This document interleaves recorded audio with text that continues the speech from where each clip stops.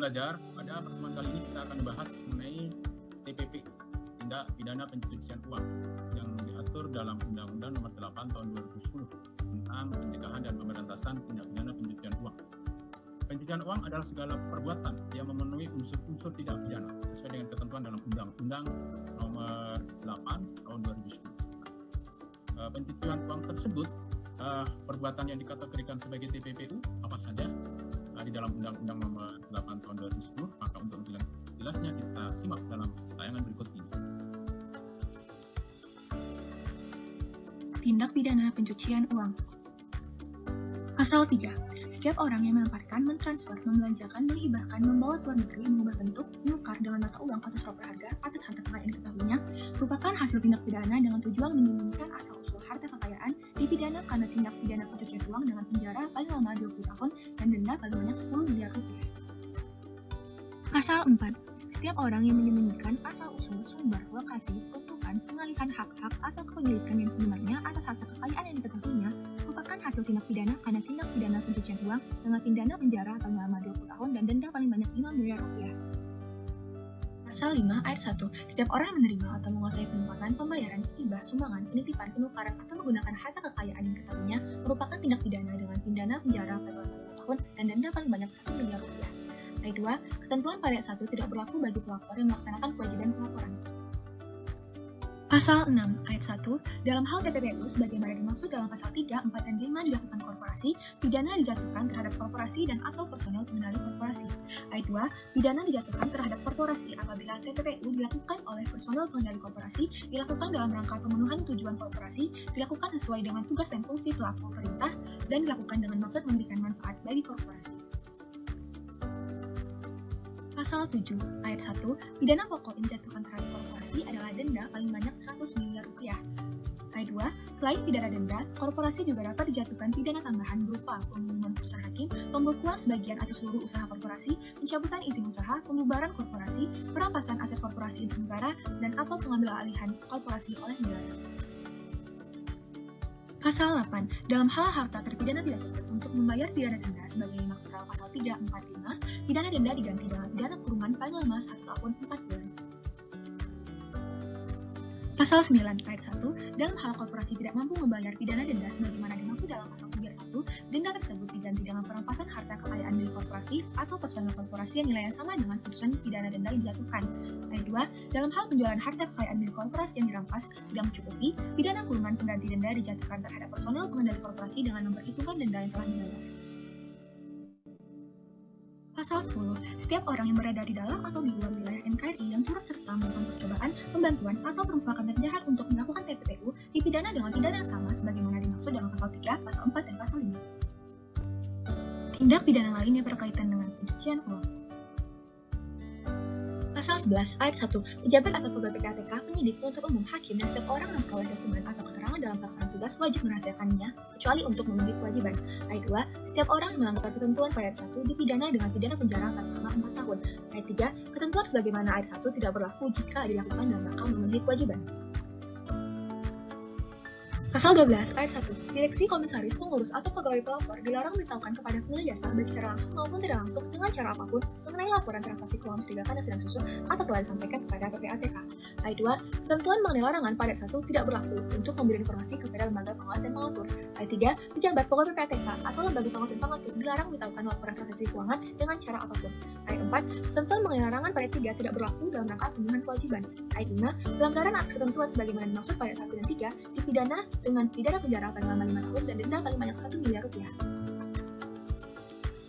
Pasal 13. Dalam hal terpidana tidak mampu membayar pidana denda sebagaimana dimaksud dalam pasal 12 ayat 5, denda tersebut diganti dengan kurungan paling lama 1 tahun 4 bulan. Pasal 14. Setiap orang melakukan campur tangan terhadap pelaksanaan tugas dan kewenangan PPATK dipidana dengan penjara paling lama 2 tahun dan denda paling banyak 500 juta rupiah. 15. Pejabat atau pegawai PPATK yang melanggar kewajiban dipidana dengan pidana penjara paling lama 2 tahun dan denda paling banyak 500 juta rupiah. Pasal 16. Dalam hal pejabat atau pegawai PPATK, penyidik, penuntut umum, atau hakim yang menangani perkara TPPU yang sedang diperiksa melanggar ketentuan dipidana dengan pidana penjara paling lama 10 tahun. Terima kasih atas perhatiannya.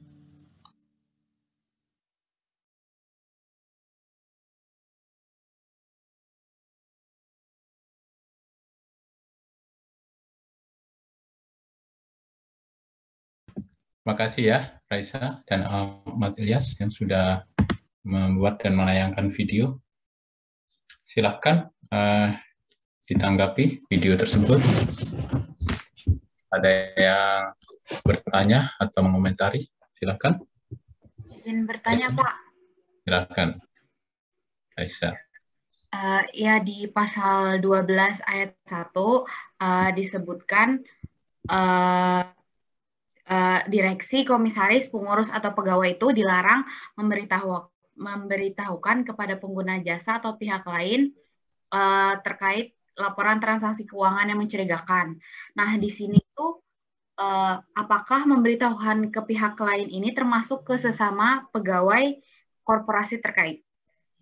Oke, terima kasih ya, Raisa. Nah, mohon dijawab ya, ditanggapi oleh siapa yang buat video, Raisa ya? Raisa, silakan Raisa. Izin menjawab, kalau menurut saya dari pasal itu, kan di pasalnya juga ada dibilang pegawai tidak boleh memberitahukan.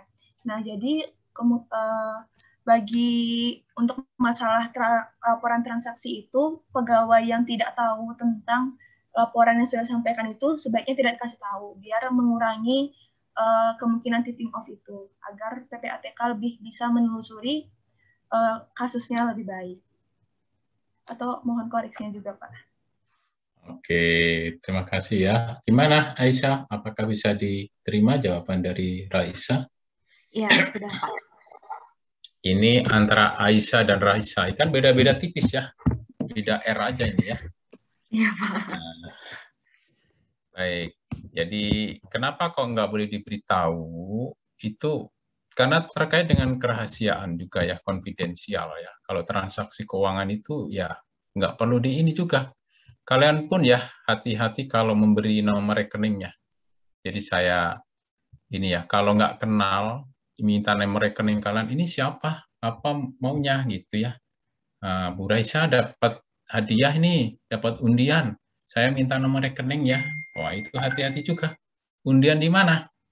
Saya sering ya dapat undian gitu ya, di SMS gitu ya, dapat 75 juta, 125 juta. Wah, enak banget ya. Tapi nggak saya tanggapi.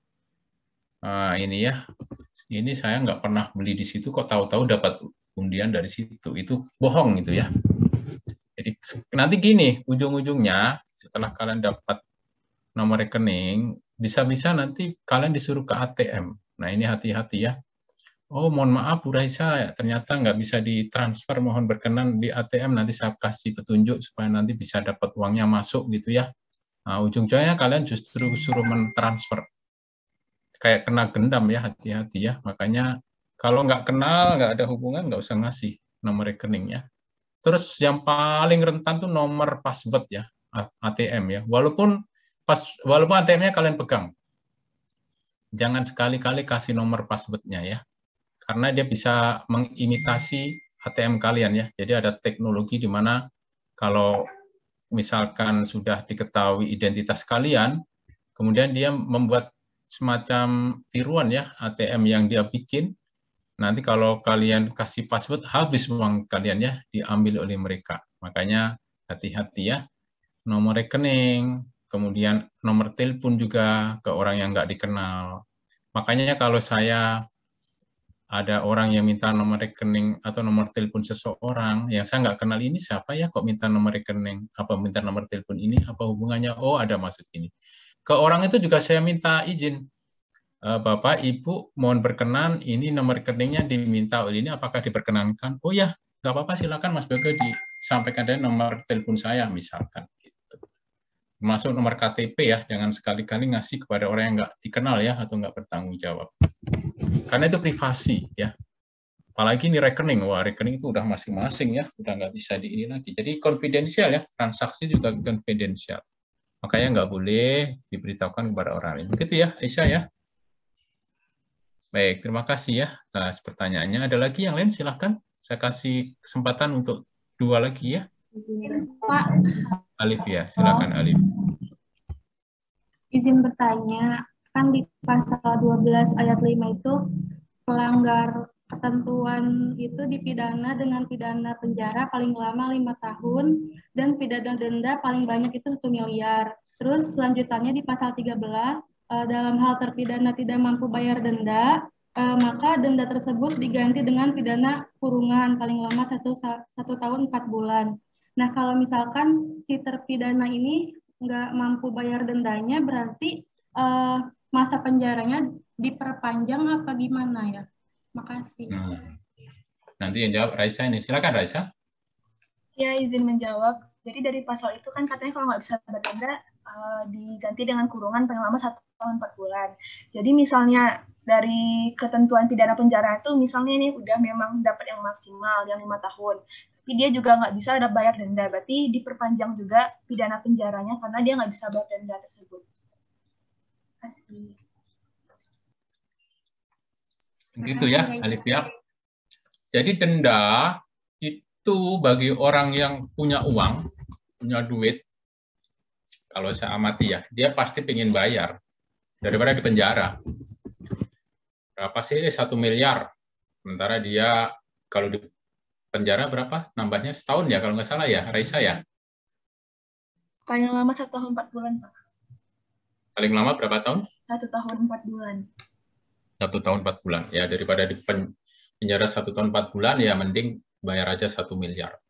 Tapi gini, bagi orang yang nggak punya duit, mending di penjara daripada bayar 1 miliar. Gitu ya. Jadi tergantung orangnya juga. Tapi kebanyakan ya, para koruptor itu kan kaya dia ya. Kebanyakan dia menyembunyikan uangnya. Yang nggak kedetek sama PPATK. Yang nggak kedetek sama KPK juga ya. Dulu saya ada kasus pengusaha ya, namanya Matias. Matias itu pengusaha hutan. Waktu kasus korupsi di Kalimantan Timur ya. Beliau dikenai denda 1 miliar atau di penjara ya 1 tahun. Dia pilih bayar 1 miliar daripada kena denda. Nah gitu ya. Jadi daripada kena denda 1 miliar, dia pilih bayar. Ternyata uangnya banyak ya. Karena yang disita KPK itu hanya sebagian kecil ya. Ini kejadian ya waktu saya di KPK dulu ya, ada pengusaha yang kena denda 1 miliar atau kalau nggak mampu dipenjara, kalau nggak mampu dibayar denda dia akan dipenjara. Tapi KPK itu mintanya denda dulu, penjara itu belakangan. Kenapa kok denda yang diutamakan? Pertama untuk menutup ini ya, membuat NPWP KPK itu bagus. Jadi KPK itu ada NPWP itu NPWP ya, PNBP sorry. PNBP itu penerimaan negara bukan pajak. Jadi KPK itu punya target ya untuk PNBP sekian miliar tahun berikutnya. Kalau sekian miliar itu nggak terpenuhi, dia akan merah dia. Jadi supaya terpenuhi dikejar dulu itu dendanya dulu, aset tracingnya disita sana sini sana sini sana sini. Kemudian kalau dia misalkan masih kurang, baru ditambah hukumannya, di penjara ditambah. Tapi sepanjang dendanya masih bisa diupayakan, dia akan mengejar dendanya. Jadi ini terkait ini. Yang kedua, kalau dia di penjara, nggak ada untungnya buat negara. Negara justru ngasih makan, ya. Gratis kan makan buat koruptor itu kan yang nanggung negara itu. Ngasih tempat tinggal ya, nah, kayak kos gitu ya. Kan nggak bayar juga di penjara ya kan. Nah, kasih pakaian juga ya, kasih rompi kuning ya. Tapi rompi kuningnya nggak ganti-ganti ya.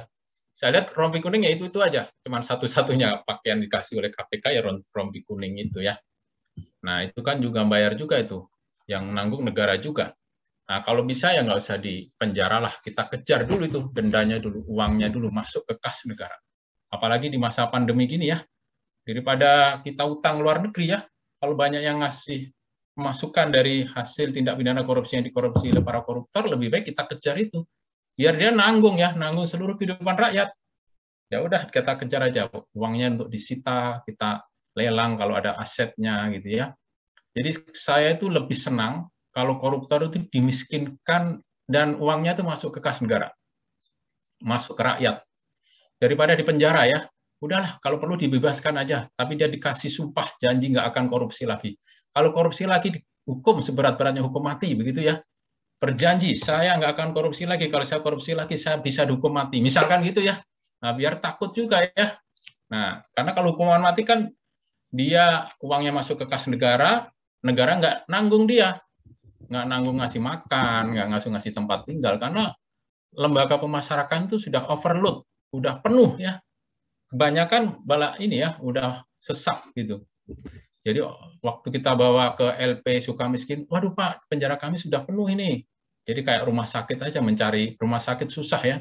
Kadang-kadang KPK kalau nyari LP itu nyari-nyari dulu. Wah, di mana LP-nya masih kosong nih? Nah, di sana masih kosong baru bisa. Kita kontak dulu. Oh, di sini udah penuh Pak, nggak bisa lagi. Nah, udah, cari yang lain gitu ya. Nah, ini kan khawatir juga kalau kebanyakan penjahat di penjara gitu kan, negara jadi bangkrut ya. Harus nanggung makan mereka ya. Nah, kalau perlu kita cari. Pokoknya ganti aja ke kerugian itu ke negara. Nanti negara kasih ampun, dia dibebaskan. Misalkan begitu ya. Terutama yang kooperatif itu kita kasih inilah. Yang penting uangnya kembali dulu ke kas negara. Kalau yang justice kolaborator itu kan dia memang membantu ya, bukan pelaku utama dan seterusnya. Baik, terima kasih ya. Bagus tadi Aisyah ya. Pertanyaannya yang dijawab oleh Raisa juga ya, dengan baik ya. Ada lagi, silakan terakhir. Izin bertanya, Pak. Oke, Indah Rahmah, ini dari Lampung ya. Nah, ini Mutiara dari Lampung ini. Silakan, Indah Rahmah. Izin bertanya tentang pencucian uang itu. Kan seorang yang mau nyuci uang itu pasti punya taktik gitu kan, biar aksinya itu nggak diketahui gitu. Saya tuh pernah dengar kalau mereka itu melakukan pencucian uang itu dengan cara transfernya itu pemindah bukuan uangnya itu nggak langsung ke satu rekening, karena kalau satu rekening kan bakal ketahuan ada penambahan harta kekayaan. Jadi misalnya dia dapat suap sebesar 1 miliar, nanti 1 miliar tersebut akan dibagi-bagi ke rekening yang berbeda-beda atas nama yang beda juga, kayak istrinya, ke asistennya, atau ke pegawainya gitu. Kira-kira kalau kasusnya seperti itu, cara untuk mengetahui adanya pencucian uang itu gimana? Soalnya kan dari penambahan harta kekayaan juga nggak terlalu nambah signifikan begitu. Terima kasih. Oke, menarik ya pertanyaan Indah Rahma itu. Pasti akan disembunyikan itu uang-uangnya ya, nah, nggak bisa sekaligus juga dimasuk ke rekeningnya dia. Ini silakan Raisa ditanggapi ya, Pak Rani. Izin menjawab. Jadi kalau misalnya itu hartanya di antara berapa rekening, kemungkinan itu kan biasanya kalau PPATK atau misalnya pencucian uang itu diketahui dari korupsi, KPK itu bisa bekerja sama dengan lembaga keuangannya dulu, dicek dulu apakah memang transaksinya itu ada nggak yang kemungkinan itu bisa mencurigakan. Terus bisa juga dari mencari dulu di profil terdekat, pelaku terdekat, misalnya keluarganya atau kerabat terdekat. Biasanya kan orang nggak akan menempatkan dana pencucian uang itu di rekeningnya sendiri, pastikan ke keluarganya atau misalnya supir atau kerabat terdekat. Nah, itu bisa dulu mengikuti aliran uang, atau bisa juga mengecek harta-harta yang dimilikinya. Misalnya tiba-tiba dia beli tanah tanpa ada kira-kira usaha yang besar, atau ada investasi lain yang kira-kira mencurigakan. Jadi bisa dulu follow the money-nya dari situ. Atau boleh izin menambahkan, Pak? Baik, terima kasih ya. Ini pertanyaannya menarik ya dari Indah Rahma ini ya. Kalau dia pelaku kejahatan, supaya uangnya itu nggak kedetek PPATK, dia tentu nggak akan melakukan transaksi melalui perbankan. Dia akan manual ya. Misalkan dia terima uang 1 miliar, pelaku korupsi ya, terimanya bukan lewat jalur transaksi ya, Rahmah ya, Indah ya. Nah, dia akan bagi-bagi. Kalau gitu dia akan kasihkan ke pembantunya, ke asistennya tadi ya, asisten atau pembantu, ke istri, ke anak. Nanti di atas namakan mereka. Nah, seolah-olah penambahan hartanya nggak kelihatan signifikan. Jadi yang nambah pembantunya. Ini dulu pernah kejadian ya, kalau nggak salah kasusnya siapa ya, Nur Hadi atau siapa ya, yang di Mahkamah Agung ya, seingat saya ya. Itu dia nyimpan uangnya ke pembantunya ya. Jadi pembantunya itu punya rekening ya, miliaran ya. Ini juga heran.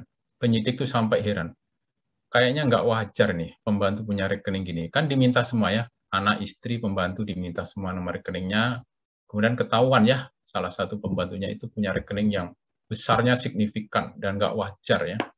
Ternyata setelah diselidiki, benar, itu uangnya disimpan di sana. kemudian oleh KPK disita ya. Nah, jadi KPK sebelum menyelidikinya gimana caranya? Dia akan minta kepada PPATK, tolong rekening atas nama pembantu ini dari mana asalnya uangnya. Nah, kemudian di ini ya. Terus bagaimana ininya? Nah, kemudian KPK juga minta ke Badan Pertanahan ya, BPN, untuk mencari tanah-tanah di mana yang atas nama dia, pelaku, sama keluarga, sama pembantu. Jadi pembantu itu dianggap sebagai orang istimewa. Awalnya pembantu itu nggak terlalu diperhatikan. Ternyata ada juga ya yang menyembunyikan uangnya ke sana. Jadi bagaimana caranya PPATK bisa mendetek itu? Ya, dia bisa kerjasama dengan pertanahan juga ya, kayak KPK gitu. Tapi yang ini ya, PPATK itu tidak bisa melakukan penuntutan, tidak bisa melakukan penyidikan. Dia hanya sampai batasan ke penyelidikan saja ya. Jadi kalau ada dugaan tindak pidana pencucian uang, dia akan menyerahkan ke penegak hukum. Dia nggak bisa nangkap. Nggak bisa nangkap sendiri, nggak bisa melakukan pemblokiran juga nggak bisa. Nanti yang blokir adalah penyidik atau penegak hukum ya. Begitu ya. Terima kasih ya, sudah 3 penanya ya tadi ya, Raisa ya. Semoga bisa menjawab ya. Tadi terakhir dari Indah ya, Indah Rahmah ya.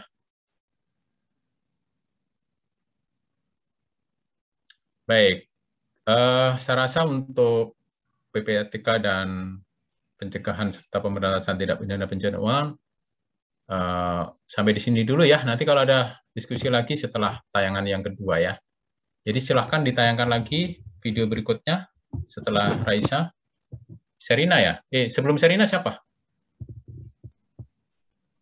Retno, Pak. Retno Pujianti. Oke, silakan Retno. Share screen-nya dibantu Ilyas. Ilyas, silakan Ahmad.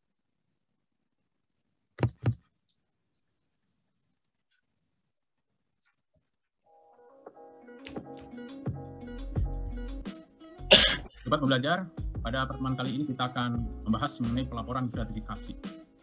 Pelaporan gratifikasi ini diatur dalam Peraturan KPK Nomor 2 Tahun 2019 tentang pelaporan gratifikasi. Gratifikasi adalah pemberian dalam arti luas meliputi uang, barang, rabat, atau diskon, komisi, pinjaman tanpa bunga, tiket perjalanan, fasilitas, penginapan, perjalanan wisata, pengobatan cuma-cuma, dan fasilitas lainnya, baik yang diterima di dalam negeri maupun di luar negeri, yang dilakukan dengan menggunakan sarana elektronik atau tanpa sarana elektronik. Nah, bagaimana pelaporan gratifikasi sebagaimana yang diatur dalam Peraturan KPK Nomor 2 Tahun 2019 tersebut? Maka untuk lebih jelasnya kita simak dalam tayangan berikut ini. Pasal 2. 1. Pegawai negeri yang menerima gratifikasi wajib melapor. 2. Pegawai negeri wajib menolak gratifikasi. 3. Pelaporan gratifikasi yang dikecualikan terhadap jenis gratifikasi sebagai berikut. A. Pemberian dari keluarga tanpa adanya benturan kepentingan. B. Keuntungan dari penempatan dana, investasi, atau kepemilikan saham pribadi. C.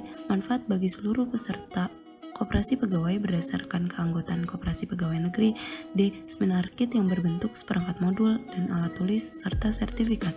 E. Hadiah untuk alat promosi atau sosialisasi tanpa adanya benturan kepentingan. F.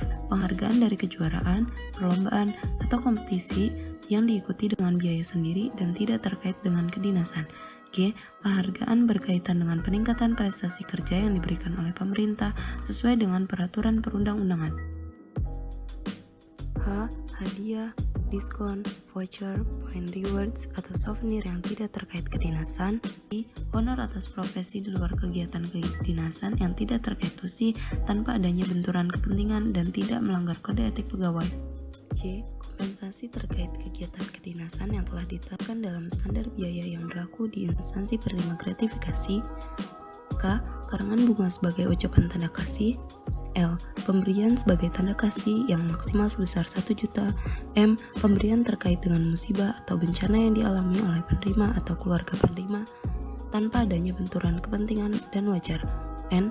Pemberian dari sesama pegawai dalam rangka pisah sambut, pensiun, mutasi, dan bukan berupa uang, maksimal 300.000 per orang dan maksimal 1 juta dalam setahun. O. Pemberian dari sesama pegawai berupa uang tidak terkait kedinasan maksimal 200.000 per orang dan maksimal 1 juta dalam setahun. P. Pemberian hidangan atau sajian yang berlaku umum. Dan Q. Pemberian cenderamata atau plakat kepada instansi dalam rangka hubungan kedinasan baik di dalam maupun luar negeri sepanjang tidak diberikan kepada individu. 4. Pengecualian pelaporan tidak berlaku apabila gratifikasi tersebut dilarang menurut peraturan yang berlaku di instansi penerima gratifikasi. Pasal 3. 1. Penerima gratifikasi menyampaikan laporan gratifikasi kepada A.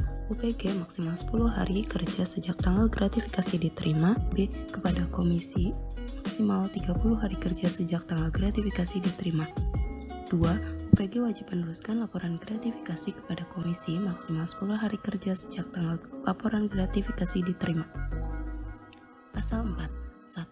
Pelapor menyampaikan laporan gratifikasi dengan mengisi formulir yang memuat informasi A. Identitas penerima, B. Informasi pemberi gratifikasi, C. Jabatan penerima gratifikasi, D. Tempat dan waktu penerimaan gratifikasi, E. Uraian jenis gratifikasi yang diterima, F. Nilai gratifikasi yang diterima, G. Kronologis peristiwa penerimaan gratifikasi, dan H. Bukti pendukung terkait laporan gratifikasi. 2. Formulir isian dapat disampaikan dalam bentuk tertulis, surat elektronik, atau aplikasi. 3. Mekanisme pelaporan dilaksanakan sesuai pedoman pelaporan gratifikasi komisi. Pasal 5. Pelapor wajib menyertakan objek gratifikasi dalam laporan dalam hal laporannya memerlukan uji orisinalitas dan atau B untuk kepentingan verifikasi dan analisis. Pasal 6. Dalam hal objek gratifikasi berupa makanan dan atau minuman yang mudah rusak, objek gratifikasi ditolak untuk dikembalikan oleh pelapor atau UPG kepada pihak pemberi gratifikasi. 2. Dalam hal gratifikasi berupa makanan dan atau minuman yang mudah rusak, sebagaimana dimaksud pada ayat 1, tidak dapat ditolak untuk dikembalikan kepada pelapor, objek gratifikasi dapat disalurkan sebagai bantuan sosial.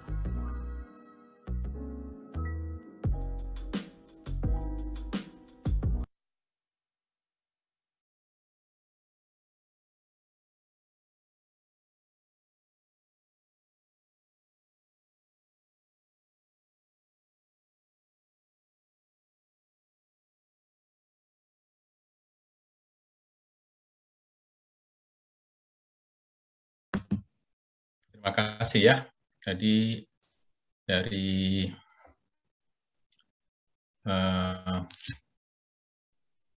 siapa? Serina ya?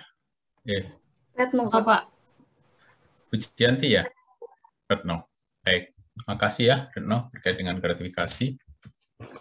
Ini peraturan KPK ya, nomor 2 tahun 2019 tentang pelaporan gratifikasi.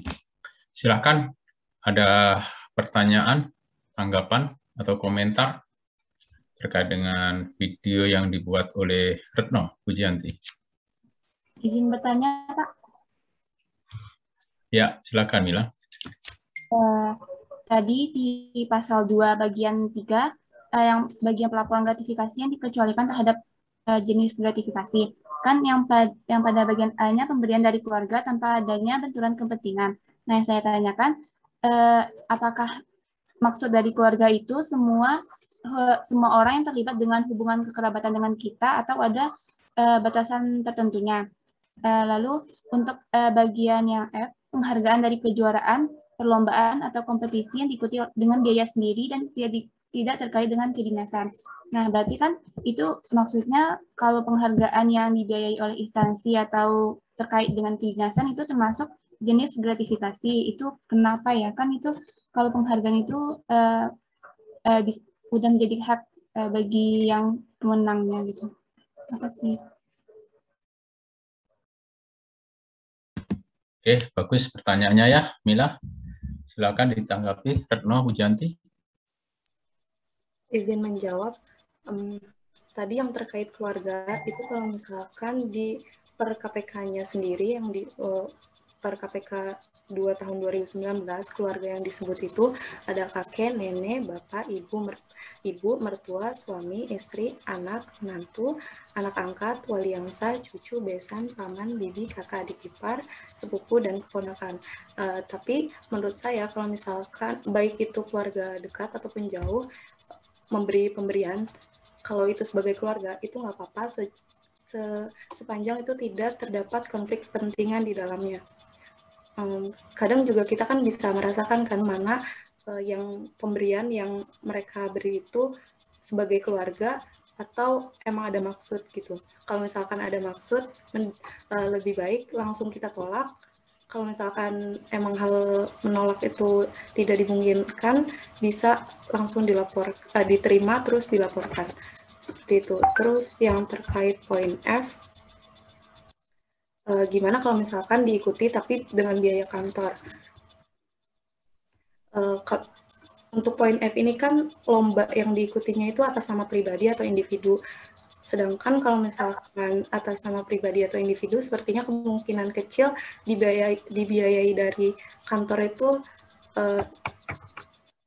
kemungkinannya kecil gitu, kecuali kita membawa atas nama instansi atau kantor atau membawa atas nama instansi atau kantor, mungkin akan dibiayai. Dan kalau misalkan nanti menang pun, menurut saya itu tidak sebagai gratifikasi karena itu bukan hadiah cuma-cuma, tapi hadiah atas pencapaian kita memenangkan perlombaan tersebut. Seperti itu, Mila. Oke, Mila, apakah bisa diterima penjelasan dari Retno Pujianti? Bisa. Terima kasih ya, Bapak. Oke, saya tambahkan sedikit ya. Yang pertama tadi terkait dengan keluarga, batasannya di mana gitu ya. Biasanya kalau dari ayah, ibu, kemudian adik, kakak, paman, bibi, nenek, kakek ya, itu dianggap semenda ya. Semenda itu ya mereka tidak punya hubungan konflik of interest. Jadi nggak perlu dilaporkan ya, walaupun jumlahnya lebih dari 1 juta ya. Di dalam proses misalkan ada yang menikah dapat sumbangan seperti itu.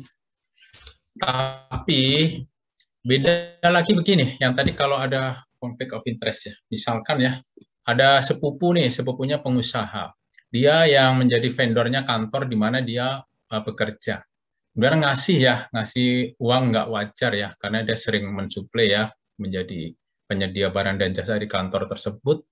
Kemudian ngasih kepada saudaranya tersebut, keponakannya, sama-sama sepupu ya, sama-sama saudara sepupu. Itu nanti dicek dulu sama ini ya, KPK ya, apakah ada COI nggak ya? COI itu conflict of interest.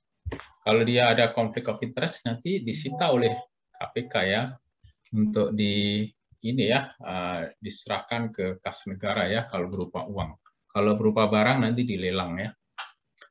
Begitu ya. Yang kedua, ini terkait dengan yang dibiayai negara. Kalau biaya pribadi mungkin nggak masalah ya. Saya dulu pernah jadi mewakili Mataram ya, pribadi ya. Mewakili Porda dulu ya, Pekan Olahraga Daerah. Saya di bidang catur ya, saya pendatang baru dari Kediri ya.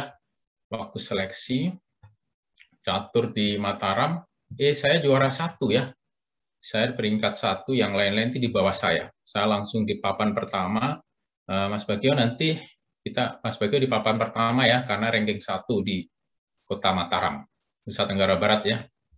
Waktu pertandingan ternyata saya hanya kalah sekali ya dari Sumbawa saja.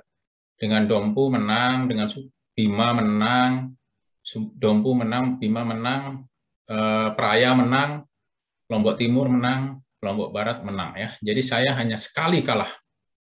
Yang sekali kalah itu saya dapat juara 3 ya, juara 3 untuk kelas perorangan ya. Ada 2 kelas bergu dan perorangan. Jadi bergu itu saya berusaha menumbangkan ini ya, kemenangan-kemenangan, tapi teman-teman yang lain ternyata kalah ya, sehingga bergu saya nggak dapat apa-apa, tapi perorangan menang ya. Saya dapat juara 3. Kemudian saya dapat medali ya, dapat piagam, dapat uang. Itu nggak perlu dilaporkan, karena itu udah pribadi masing-masing ya.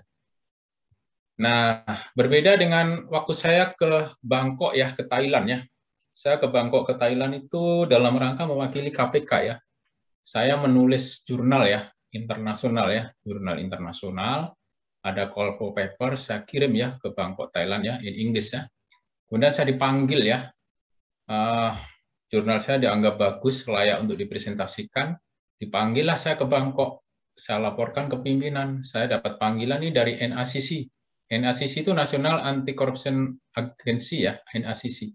National Anti-Corruption Commission. Nah, NACC itu KPK-nya Thailand.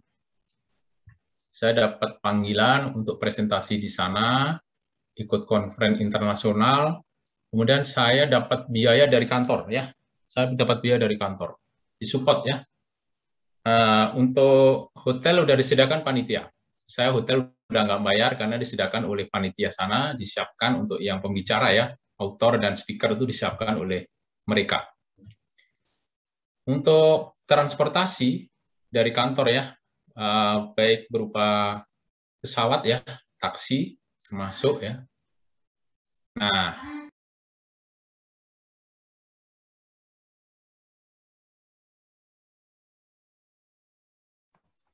maaf Pak, ke-mute.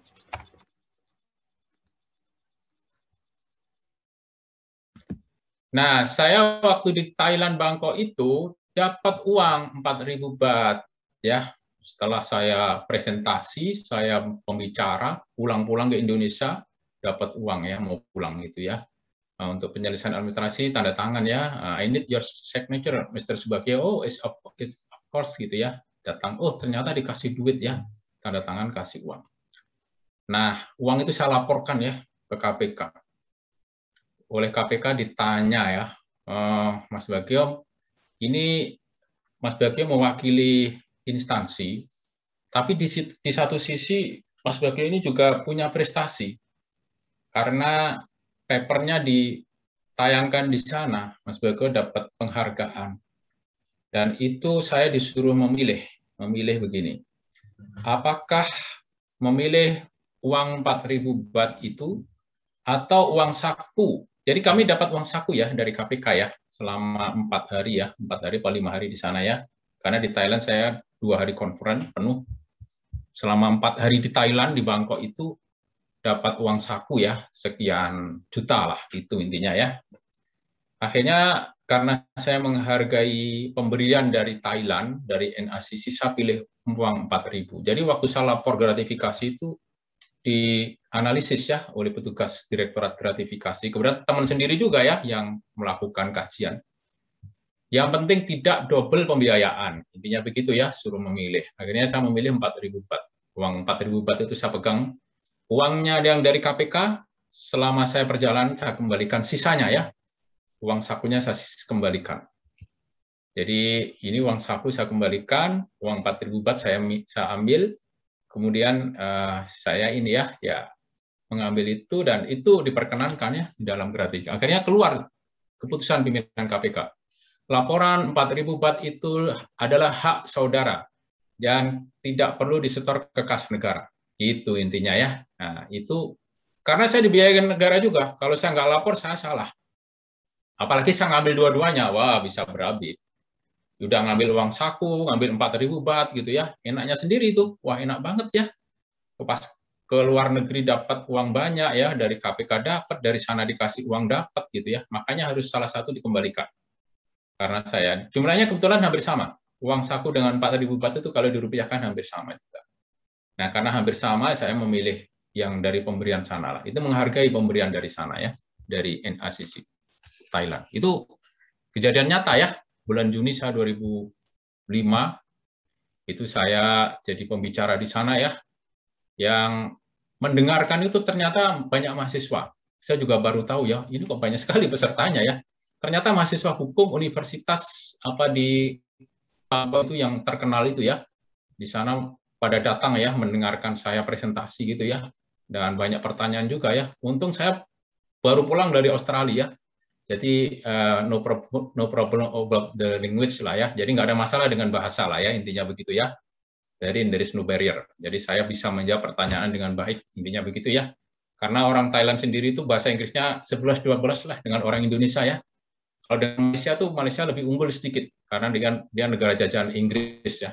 Kalau Indonesia itu salah ini ya. Dulu kenapa dijajah Belanda ya? Jadi bodoh sekali kita ya. Bahasa Belanda nggak ngerti, bahasa Inggris ya kurang gitu maju begitu ya. Ya akhirnya kita belajar sendiri ya. Ya ini pengalaman ya. Saya berharap kalian semua nanti bisa keluar negeri semua ya. Ini bukan berarti saya pernah keluar negeri ya. Beda dengan orang yang nggak pernah dapat beasiswa keluar negeri. Kalian cari dong beasiswa keluar negeri, nggak mengena. Pasti pengalamannya beda. Karena saya pernah keluar negeri, saya mendorong kalian keluar negeri, ya wajar ya. Artinya apa ya, itu memang pernah saya alami. Orang yang pernah sembuh dari COVID, dia berbicara tentang bagaimana dia merasakan sakitnya COVID, terus tips-tips supaya sembuh dari COVID, ya wajar. Beda dengan orang yang nggak pernah sembuh, bicara tentang tips-tips supaya bisa sembuh dari COVID, ya nggak nyambung begitu ya. Nah, di STAN juga gitu. Saya ini kakak kelas kalian ya. Saya bersyukur bahwa saya ngajar di alma mater, di mana saya kuliah ya. Ini adalah tempat kampus saya dulu, saya dibesarkan. Kampus STAN itu sangat berjasa pada saya. Maka saya ingin memberikan terbaik buat STAN juga ya. Nah, ini karena kalian adalah adik kelas saya. Jadi karena junior saya, ya saya anggap kalian itu kayak saudara saya, kayak adik inilah ya, adik-adik saya lah ya.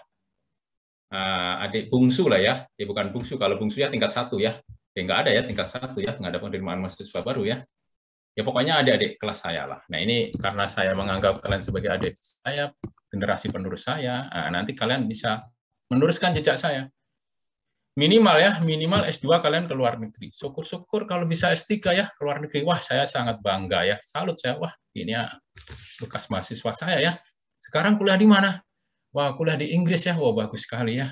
Misalkan ya, Mas Budi Waluyo ya, kenal nggak sama Pak Budi Waluyo ya? Pak Dir itu dulu waktu di 4 sahabat saya ya, sekarang jadi wakil direktur ya. Waktu beliau di Inggris tuh japri-japrian sama saya, Mas Budi, ini gimana nih? Aku dapat riset gini. Oh gini Mas Bagio, ini BLU ya. Terus saya dikasih ini juga ya, banyak sekali ini ya. Jadi kalau di kampus ya, kalau saya sendirian manggilnya Mas Budi aja ya. Tapi kalau di grup gitu ya, kalau di dalam forum ini ya, misalkan diskusi, saya panggilnya Pak Budi lah ya, biar ada penghargaan.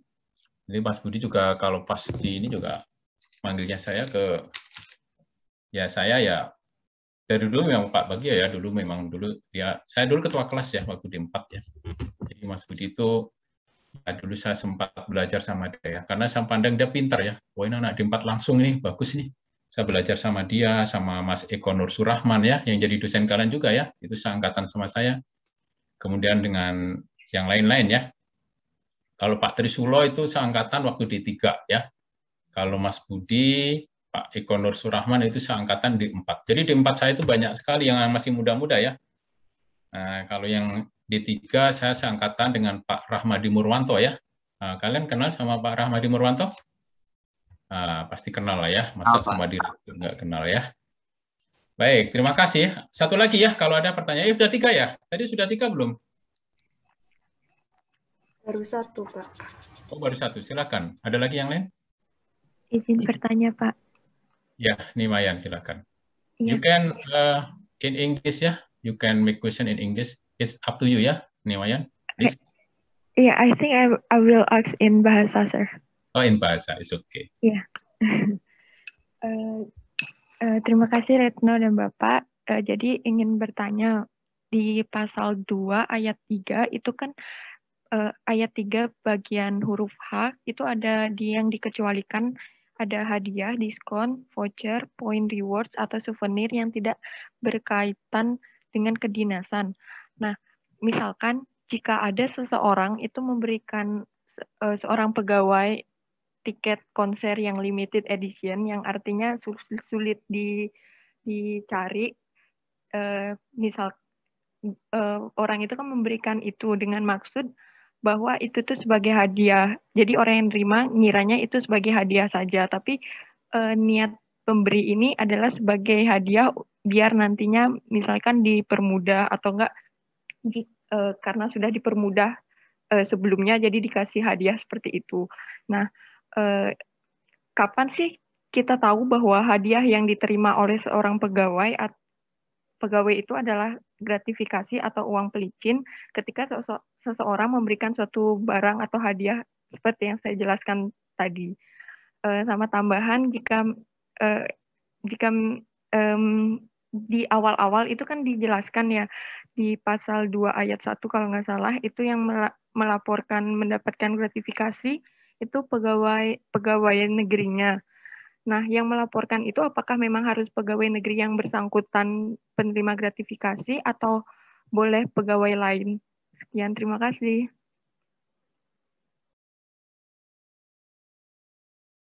Baik, silahkan ditanggapi. Puji, Wijianti, Retno. Ya Pak, Bagus, izin menjawab. Tadi yang hadiah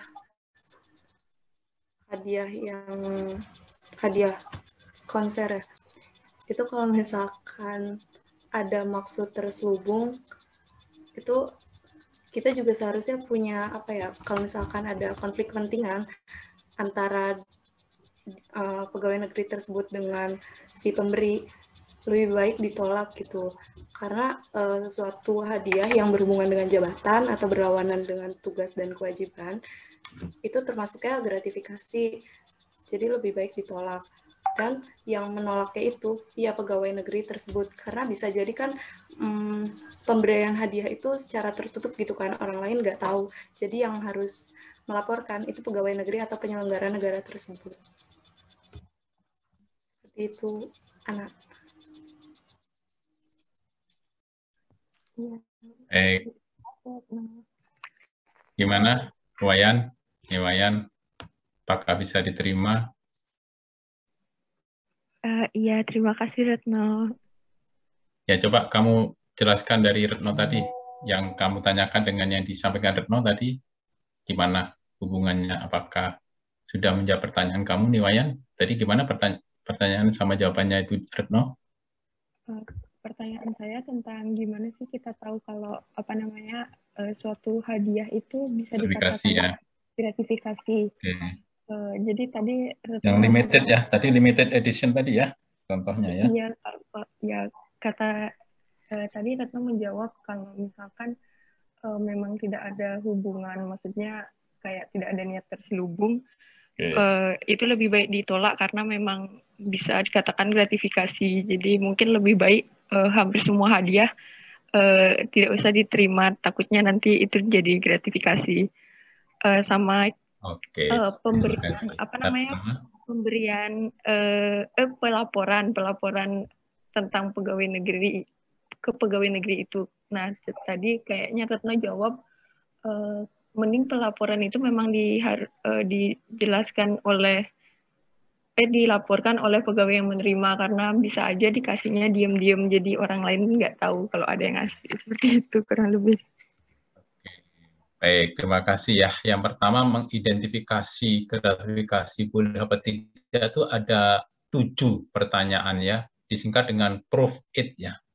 Proof itu purpose, maksudnya apa dia ngasih.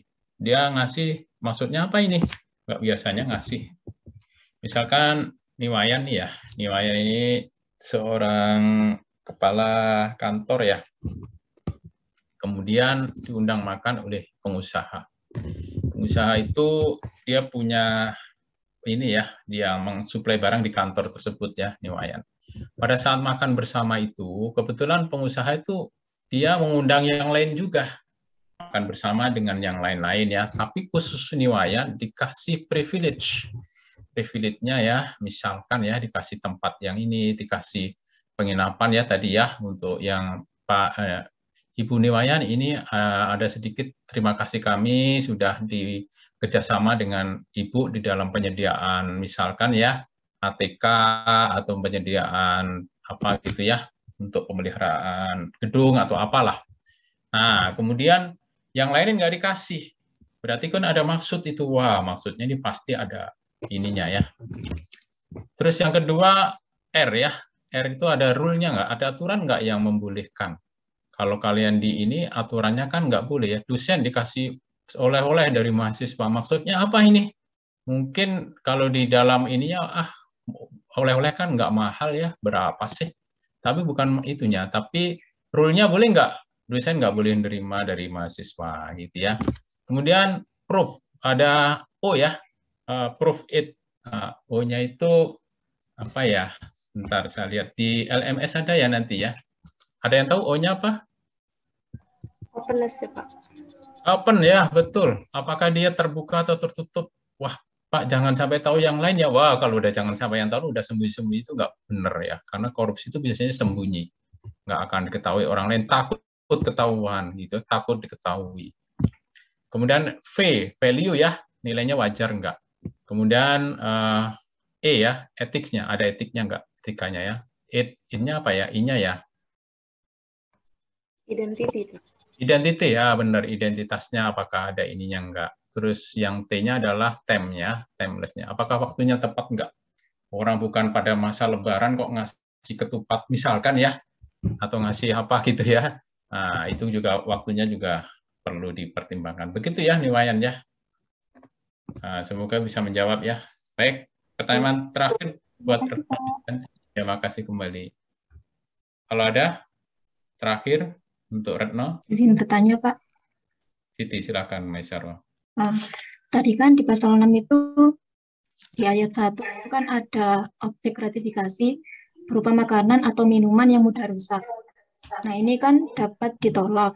Terus di ayat 2 itu ada juga makanan atau minuman yang mudah rusak itu tidak dapat ditolak. Nah, itu apa sih perbedaannya dari objek yang ditolak sama yang tidak dapat ditolak? Tidak ditolak. Karena kan sama-sama makanan yang mudah rusak gitu. Terima kasih. Silahkan Retno dijelaskan. Izin menjawab. Jadi sebenarnya saat kita menerima gratifikasi itu kan seharusnya kita tolak. Kalau misalkan nggak bisa ditolak, kita tolak. Pokoknya harus ditolak. Tapi mungkin ada sesuatu hal yang tidak memungkinkan untuk ditolak gitu, tidak memungkinkan untuk ditolak. Nah, kalau misalkan nggak ditolak, maka ya udah kita terima, tapi kita salurin makanan atau minuman tersebut yang udah rusak itu ke bantuan sosial. Seperti itu. Itu ya. Nah, tadi dari Siti Maisarah ya? Iya, Pak. Bisa diterima, Siti Maisarah? Pak, terima kasih, Retno. Baik. Terima kasih ya Retno. Jadi kalau ada makanan, kalau misalkan sudah dibungkusin, sudah mau di ini ya, ternyata sudah diantar ke ruangan dan kalian khawatir ya mengganggu persahabatan gitu ya. Kalian terima, kalian laporkan, tapi nanti disampaikan ke panti asuhan. Jadi kalau misalkan dia ngajak makan, ini belum makan loh ya. Nah, kalian tahu itu ada konflik of interest, ada benturan kepentingan, ya kalian wajib menolak ya. Jadi nggak usah ditunggu, mohon maaf saya ini ya nggak bisa makan bersama begitu. Jadi karena ada istilahnya benturan kepentingan tadi. Langsung diberitahukan aja begitu. Misalkan diajak wajib pajak atau ada pengusaha atau yang lain-lain ya, yang ada hubungan istilahnya itu konflik of interest atau benturan kepentingan. Begitu ya, terima kasih ya Retno Pujanti. Masih satu video lagi, kita akan saksikan nanti di jam 12.15 ya. Kita istirahat dulu, sholat ya, sholat duhur ya, bagi yang sudah waktunya sholat duhur, saya ucapkan selamat menunaikan sholat duhur. Bagi yang tidak sembahyang ya, kalian silahkan untuk lunch atau selamat makan siang ya. Atau kalian apa sajalah, yang penting di ini ya, masih stay di kelas tapi di off-kan ya, videonya sama di unmute ya. Demikian ya, break dulu ya, sekitar sampai jam 12.15 ya, kita ketemu lagi ya. Saya izin matikan video ya, sama unmute ya. Serina.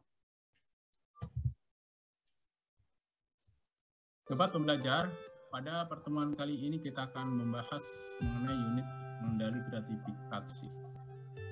Di dalam Peraturan Menteri Keuangan Nomor 7 Tahun 2017 disebutkan bahwa unit pengendali gratifikasi adalah unit pelaksana program pengendalian gratifikasi di Kementerian Keuangan. Nah, bagaimana unit pengendali gratifikasi tersebut sebagaimana diatur dalam PMK nomor 7 tahun 2017. Untuk lebih jelasnya kita simak dalam berikut ini. Dalam rangka menunjang efektivitas pelaksanaan pengendalian gratifikasi di lingkungan Kementerian Keuangan, maka berdasarkan PMK nomor 7 tahun 2017 pasal 5 dibentuk UPG yang terdiri dari: pertama, UPG Koordinator yang berkedudukan di Inspektorat Jenderal dan ditetapkan dengan keputusan Inspektur Jenderal. Kedua, UPG berkedudukan di unit kerja yang mempunyai tugas dan fungsi di bidang kepatuhan internal pada kantor pusat, kantor wilayah, dan kantor pelayanan atau unit pelaksana teknis, yaitu UPT. UPG ditetapkan dengan keputusan pimpinan unit eselon 1 yang ditandatangani oleh pimpinan unit eselon 1 atau eselon 2 atas nama pimpinan unit eselon 1 pada unit yang bersangkutan. Adapun fungsi UPG koordinator dan UPG antara lain, UPG koordinator berfungsi mengordinasikan pelaksanaan pengendalian gratifikasi di lingkungan Kementerian Keuangan. UPG berfungsi sebagai unit pelayanan dan informasi atau helpdesk pengendalian gratifikasi.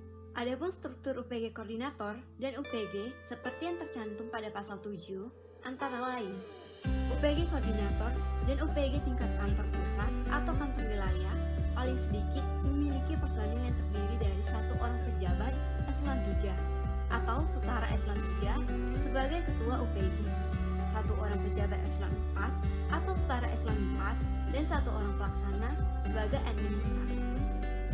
Untuk UPG tingkat kantor pelayanan atau UPT paling sedikit memiliki personil yang terdiri dari 1 orang pejabat eselon 4 sebagai ketua UPG dan 1 orang pelaksana sebagai administrator.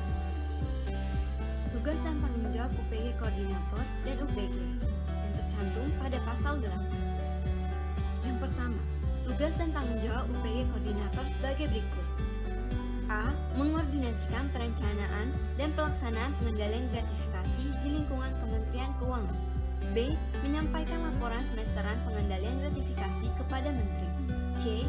Melaksanakan koordinasi, konsultasi, dan surat menyurat dengan KPK atas nama Menteri dalam melaksanakan ketentuan pengendalian gratifikasi. D. Menyiapkan dan mengordinasikan pelaporan gratifikasi melalui aplikasi. Yang kedua, tugas dan tanggung jawab UPG sebagai berikut. A. Memberikan saran dan pertimbangan terkait gratifikasi pada unit masing-masing. B. Menerima laporan adanya gratifikasi dan melakukan verifikasi kelengkapan dan analisis atas laporan gratifikasi yang bersangkutan. C. Meminta keterangan kepada pelapor dalam hal diperlukan. D. Memberikan rekomendasi dan menetapkan status gratifikasi terkait kedinasan. E. Menyusun gratifikasi rekapitulasi di unit laporan penanganan masing-masing dan menyampaikan secara berjenjang kepada UPG setingkat di atasnya dengan tembusan kepada KPK. F. Menindaklanjuti rekomendasi KPK dalam hal penanganan dan pemanfaatan gratifikasi. G. Memantau tindak lanjut atas rekomendasi dan pemanfaatan gratifikasi yang diberikan oleh KPK. H. Memberikan informasi dan data terkait penanganan serta perkembangan sistem pengendalian gratifikasi sebagai bahan pertimbangan atau manajemen tools bagi pimpinan instansi dalam menentukan kebijakan dan strategi pengendalian. I. Melakukan sosialisasi atau internalisasi atas ketentuan gratifikasi atau penerapan pengendalian gratifikasi. J. Melakukan koordinasi dan konsultasi dengan UPG koordinator dalam pelaksanaan pengendalian gratifikasi. K. Melakukan langkah monitoring ke KPK terkait penetapan status barang gratifikasi apabila diperlukan. Dan L. Menyusun dan mengevaluasi rencana aksi dan daftar titik rawan gratifikasi di lingkungan unit kerja masing-masing UPG.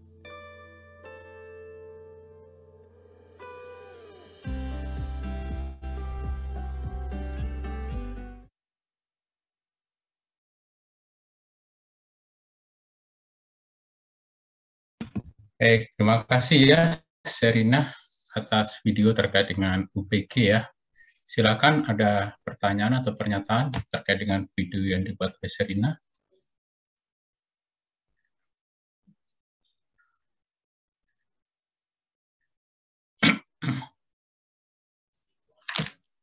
Tentang unit pengendalian gratifikasi.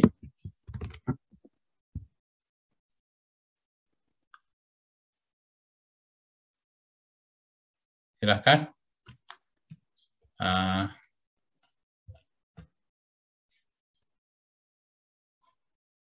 Sudah paham semua ya?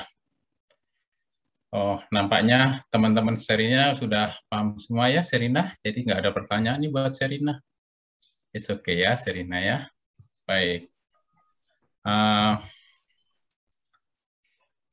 Saya akan ini ya. Terima kasih ya. Ini Aan mau nanya, silakan Aan.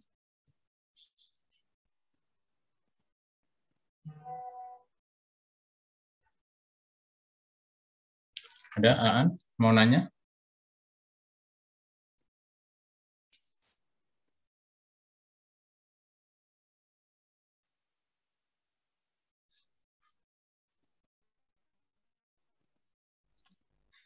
Halo.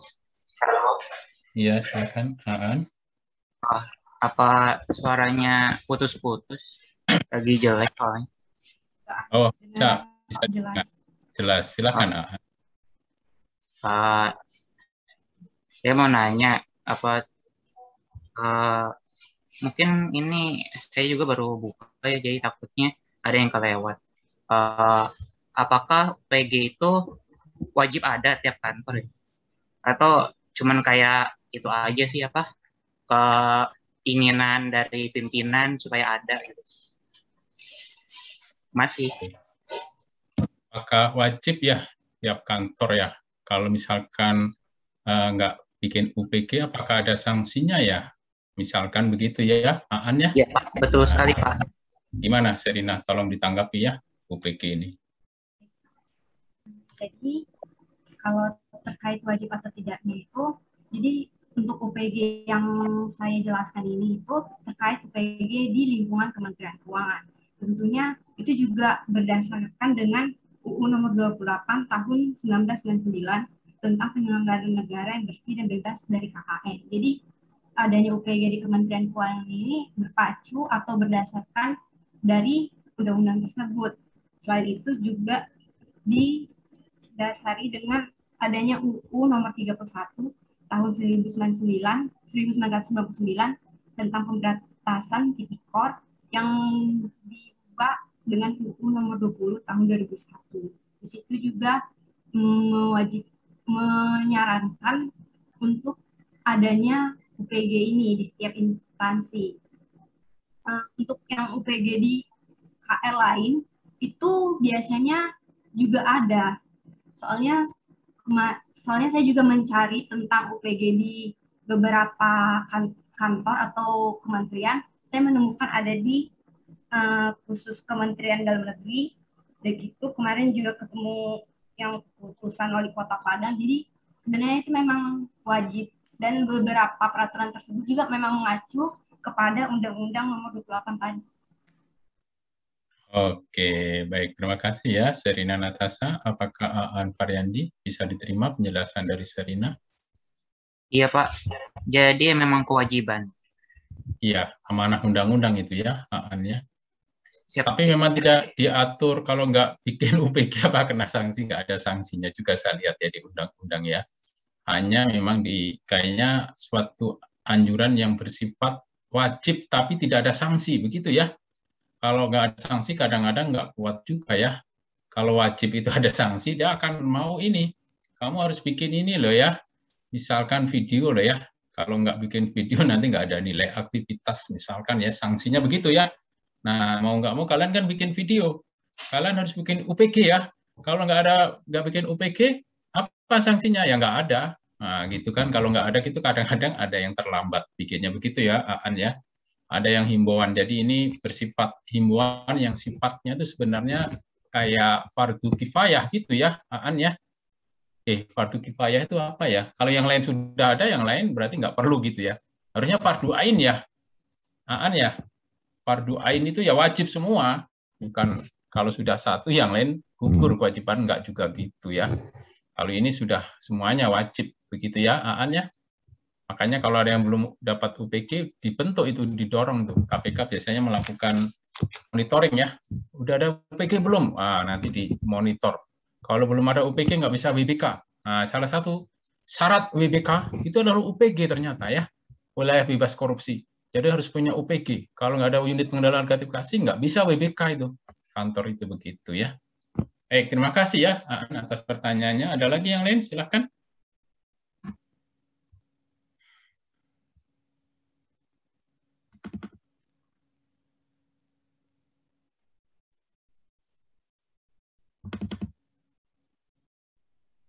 Baik, Natasha kelihatannya sudah paham semua ya teman-temannya ya, Natasha, Serina.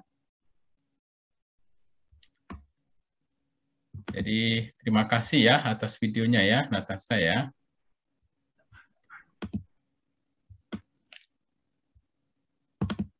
Baik, saya akan memberikan tugas ke Sisilia ya. Halo Sisilia, apakah bisa didengar suara saya? Bisa, Pak. Sisilia, nanti kamu bikin kronologi kasus ya, bedah kasus Kementerian Sosial ya. Kasusnya bantuan sosial yang melibatkan Menteri Sosial mantan ya, Yuliani Batubara ya. Ya, Pak. Nah, nanti kamu bedah bagaimana itu kasus itu terjadi. Khusus untuk yang 3 ini ya, terakhir 6 lah ya, 6 terakhir ini nanti saya kasih waktunya lebih lama ya. 5 menit itu terlalu pendek ternyata ya. Saya lihat, wah ini terlalu pendek, nggak lengkap ini. Nanti Sisilia bisa sampai maksimal 10 menit ya. Tapi jangan lebih dari 10 menit ya, Sisilia ya. Iya, Pak. Maksimal. Jadi kalau udah 9 menit sekian ya dihentikan aja, di-keep dijadikan satu singkat begitu ya Sisilia ya. Ya, Pak. Nanti akan saya kasih pengantar seperti biasa. Nah, nanti mohon supaya divideokan ya. Festiani ya biasanya yang merekam ya. Iya, Pak, Festiani. Iya, Pak. Festiani. Baik, apakah sudah siap Festiani? Iya, Pak. Bentar, Pak. Suap sama gratifikasi itu kan mirip-mirip ya, Pak. Sama-sama memberikan uang atau barang atau bentuk lain. Nah, caranya bedain suap sama gratifikasi itu gimana ya, Pak? Oke, kalau kita lihat dari perbedaan ya antara suap gratifikasi, itu perbedaannya di meeting of mind-nya ya. Meeting of mind itu kesepakatan, deal ya. Kalau suap itu ada kesepakatan, ada meeting of mind. Jadi ada pembicaraan sebelumnya, kemudian ada deal kesepakatan, sehingga terjadilah suap, itu ya. Kalau gratifikasi itu tidak ada meeting of mind. Jadi yang aktif siapa? Yang aktif adalah pemberi. Gratifikasi itu penerima pasif, tahu-tahu dikasih begitu ya. Jadi tidak ada istilahnya meeting of mind, tidak ada deal gitu ya. Gratifikasi itu tidak ada transaksional. Kamu harus begini loh ya, nanti kalau saya kasih ini, kamu harus meloloskan ini, mempercepat ini, tidak ada. Tapi kalau suap itu ada transaksional. Transaksional itu ada ya kayak deal gitu, tapi ada transaksinya, ada kesepakatannya bahwa nanti kalau dia melakukan ini akan diberi, kalau enggak. Begitu ya, namanya suap. Kemudian ininya kasus suap itu diatur ya di pasal 5, pasal 6 ya, pasal 7 sampai pasal 11A kecil, B kecil, C kecil ya sampai E kecil. 12 ya, pasal 12A sampai E kecil ya. Sampai F kalau nggak salah. Tapi kalau yang pasal gratifikasi itu hanya ada satu pasal ya. Itu pun di Undang-Undang Nomor 20 tahun 2001 ya. Pasalnya adalah pasal 12B ya, Sisilia ya. Jadi ada semacam perbedaan ya yang mendasar antara suap dan gratifikasi, di mana yang aktif itu kalau gratifikasi adalah pemberi ya, kalau suap dua-duanya aktif, yang menerima juga aktif, yang memberi juga aktif, begitu ya. Sisilia, mudah-mudahan bisa diterima ya. Bisa, Pak. Termasuk pasal dan ancaman hukumannya agak beda. Terima kasih ya Sisilia. Ada lagi yang lain, silakan. Hanya Pak. Ya, Retno, silakan. Kan untuk gratifikasi kan nggak semua penerima gratifikasi itu melapor, Pak. Nah, KPK atau komisi itu gimana sih cara ngedeteksi ada gratifikasi yang nggak dilaporin itu? Oke. Ini saya itu waktu di KPK pernah ini ya, gratifikasi itu bagaimana sih mendeteksi ini yang nggak dilaporin gitu ya. Biasanya begini ya, kalau di suatu kantor ada yang lapor, ada yang tidak, gitu ya. Yang lapor itu selamat dia. Yang tidak lapor akan diinvestigasi, dilakukan penyelidikan. Jadi kalau misalkan ya di kantor itu kok yang lapor ini aja ya, tapi dia berangkatnya tidak sendirian. Dia banyak yang berangkat tidak sendirian, tapi yang lapor dia sendiri. Ini saya kasih tahu waktu ini ya, kalau misalkan di kementerian tertentu itu dia melaporkan ada gratifikasi untuk pengadaan barang dan jasa. Dia salah satu panitia. Yang lain nggak ngelapor. Itu yang lain nggak ngelapor itu jadi kena ini ya, kena penyelidikan oleh KPK ya. Nanti akan diselidiki apakah ini suap atau bukan ya. Jadi ini beberapa kasus ya yang pernah terjadi, tapi yang melapor itu dilindungi ya oleh KPK ya, supaya nggak ketahuan bahwa dia melapor. Karena sebagian besar dari kasus korupsi yang ditangani KPK itu dari laporan pengaduan masyarakat ya. Jadi laporan pengaduan masyarakat itu ada yang berupa gratifikasi juga. Nerima uang ya dari pengadaan barang dan jasa ini, lapor ke KPK, tidak bisa menolak karena dia posisinya sebagai calon pegawai negeri sipil, misalkan ya. Karena dia menolak atasan, nanti malah ini sehingga berakibat pada tidak bisa lulus menjadi pegawai negeri sipil, misalkan ya. Dia lapor ke KPK ya. Nah, ada juga yang lapor ke KPK ya, ada suatu transaksi ya, ada ini, kemudian dia nggak dapat bagian nih, nggak dapat bagian uang hasil korupsi, dia lapor juga ya. Tapi kalau hal seperti itu kita ini juga ya, jangan-jangan karena nggak dapat bagian, dia balas dendam, minta KPK menindak gitu ya. Nah, tapi ininya banyak sekali ya, jadi 6.000 laporan, waktu itu saya ikut ini ya, menganalisis ya, laporan-laporan ke KPK itu memang nggak semuanya ada hubungan dengan korupsi ya, dan preliminary evidence-nya kadang-kadang rendah. Dia hanya melaporkan ada jalan rusak di foto ke KPK, ini tolong KPK selidiki ini ada korupsi dalam pembangunan jalan. Loh, kok KPK suruh menyelidiki? Kamu itu yang diminta lapor itu buktinya dulu mana gitu ya. Jadi meminta KPK menyelidiki. Jadi maunya KPK sudah ada bukti awal dulu yang kuat, baru nanti KPK melakukan penyelidikan. Jadi nggak langsung minta tolong ya, KPK tolong selidiki, ini ada kasus korupsi dari pembangunan jalan, begitu ya. Dia foto ya, jalan-jalannya rusak, begitu ya, nggak bisa seperti itu juga ya. Nah, kalau di dalam gratifikasi ya, terutama yang melapor itu kebanyakan ya, yang saya lihat itu mereka yang menerima gratifikasi, kemudian takut ya, takut menolak. Itu intinya gitu, nggak berani menolak, akhirnya dia lapor. Karena kalau menolak, dianggap nggak bisa kerjasama, nanti nggak akan diikutkan tim dan sebagainya ya. Ini terutama oleh panitia-panitia pengadaan ya. Ada yang dari Sulawesi Selatan ya? Siapa yang dari Sulawesi Selatan? Aurel ya? Aurel, ya. Kamu kenal dengan Gubernur Sulawesi Selatan yang baru ditangkap KPK? Siapa? Nurdin Abdullah, Pak. Nurdin Abdullah. Kasusnya apa itu? Suap, Pak. Suap ya. Oleh siapa? Yang ngasih siapa? Pengusaha ya. Pengusaha di pembangunan apa itu? Dinas PU kan? Yang kena kan Pak Nurdin Abdullah sama kepala dinasnya kan? Kepala Dinas Pekerjaan Umum di Sulawesi Selatan. Betul nggak, Aurel? Sama pengusaha ya.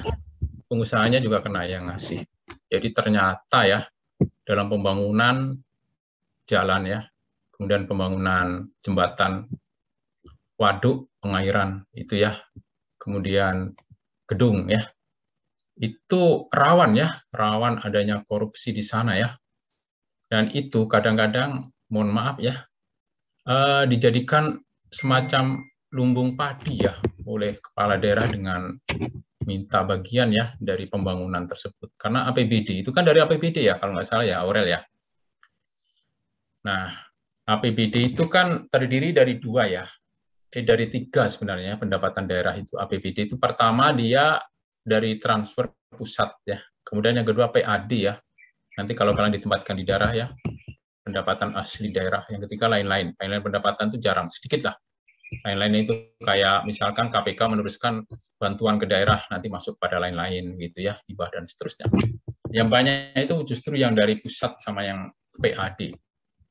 Nah, kalau di Dinas Pekerjaan Umum, karena memang Dinas Pekerjaan Umum memang untuk ini ya, banyak pekerjaan-pekerjaan di sana, sehingga itu bisa dimainkan ya.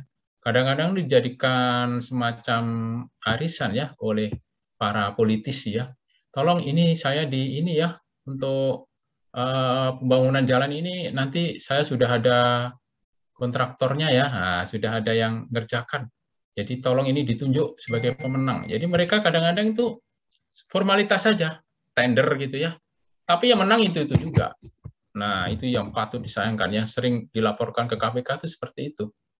Jadi waktu, kalau nggak salah, saya nggak tahu kasusnya Pak Nurdin Abdullah ya, yang gubernur itu, kalau nggak salah ada pengaduan juga ya ke KPK. Tapi saya nggak mau ini ya, siapa yang ngadu ya, nanti khawatirnya malah di ini. Yang jelas itu KPK itu banyak informasi, informan-informannya, termasuk saya itu dijadikan informan ya oleh KPK ya. Jadi kalau saya ini ya ada kejadian tindak pidana korupsi, saya diminta melaporkan langsung ke KPK ya, ke teman-teman di pengaduan masyarakat. Kalau yang melapor adalah alumni KPK, itu dapat perhatian ya, privilege dia ini ya. Dan saya kalau melapor juga ada bukti yang kuat juga ya. Jadi kalau agennya BIN kan nggak boleh ngaku ya, tapi kalau agennya KPK nggak apa-apa lah ya ngaku.